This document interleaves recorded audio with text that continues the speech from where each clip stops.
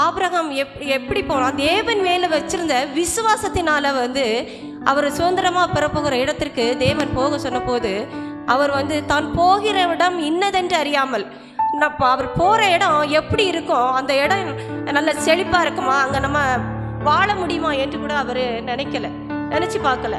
ஆனால் ஆண்டவர் சொன்னார், நீ புறப்பட்டு போன்னு சொன்னோன்னே அவர் புறப்பட்டு போனார். எதனால் போனார்னா விசுவாசத்தினால் அவர் புறப்பட்டு போனார். அம்மையார் முற்பிதாக்களும் தீர்க்கதரிசி என்ற புத்தகத்தில் பக்கம் 126 சொல்லியிருக்காங்க, தேவன் ஆபிரகாம் எங்கே இருக்க சொல்லுகிறாரோ அந்த இடம்தான் ஆபிரகாமுக்கு மகிழ்ச்சியான இடம்னு அம்மையார் சொல்கிறாங்க.